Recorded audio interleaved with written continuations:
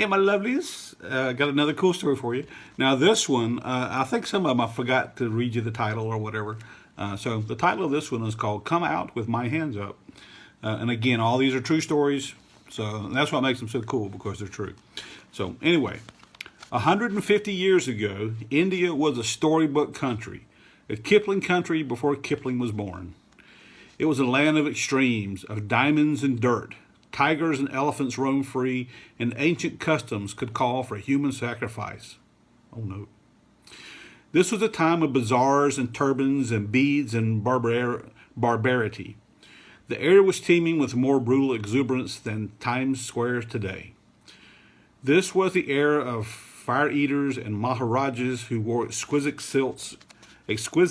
silks embroidered with gold and gems. And it was during this time that the country was roamed by a robber gang, a strange and barbaric underground society known as the Thugs. See, we know the word thug today, and this is where it comes from. The root of the word is from this old ancient Indian gang that was called the Thugs. So anyway, aside from their raid on the rich, the Thugs killed in the name of their Hindu goddess, the goddess of destruction. But the blood of their victims could not be spilled, so their trademark was strangling. One leader dared to oppose the Thugs. He was the Raja of Kolampur. India's Raja of Kolampur came to his state throne in 1822 by accident.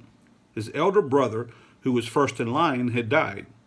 Perhaps because of the speed of his inheritance, the Raja felt even more responsibility towards Kolampur's government, had an even greater desire to keep what he had. Now, the Raja of Kolampur, Kolhapur, Kolhapur. Now, the Raja of Kolhapur was not exactly what you'd call a tyrant, but he was a law and order man. Back in the 1820s, his state was the only territory in the country not affected by British rule. The thought of British interference perturbed him, so that he sent his own armies to neighboring states to help drive out the British. But the Raja's real enemy, the real threat to his kingdom, was the Thugs. The organized band of terrorists and thieves. By night, they raided his treasury, murdered his subjects, laid waste the Kolhapur countryside, and the situation was worsening day by day. First, the Raja tried to increase his personal army. He threw a ring of guards around his hoards of valuables and around himself, but to no avail. The onslaught continued more furiously than ever. At last one morning, the Raja awakened to find many of his favorite jewels stolen and their guard lying lifeless in a pool of blood. The Raja's dark eyes flashed in anger as he turned to his marshals. These devils must be stopped, he demanded, with his voice shaking with rage. The marshals glanced at each other fearfully, until one lieutenant suggested that this pilferage and destruction might, in fact, not be the work of the Thugs. Usually the Thugs worked by day, he said, and they were forbidden by their own perverse religion to spill blood. The Raja looked down at his murdered guard. He had been mutilated. Repelled, the Raja looked away. But who else could it be, he said. His voices were quiet now, whispering tense. His marshals were silent. Whoever they are, said the Raja with renewed strength, whoever they are, I want their leaders caught, and I want him killed, and I want him now.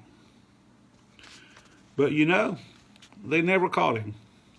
So the Raja was to live out most of the rest of his life tormented by these villains. By night, they would ravage the state of Kolampur, steal from the treasury, and terrorize the Raja subjects. But they never caught the ringleader of this destructive band for one simple reason. The few who knew his identity while he lived dared not tell. You see, in the early 19th century, the state of Kolhapur had its own Dr. Jekyll and Mr. Hyde. By day, the Raja was a proud and defending sovereign. By night, he led a band of cutthroat robbers and plundered his own kingdom and stole from himself. That, my children, is the rest of the story. Ah! Wasn't that cool? Anyway, well, I guess it wasn't cool. It was a bad thing. But anyway, it's interesting. So anyway, love you all. Bye.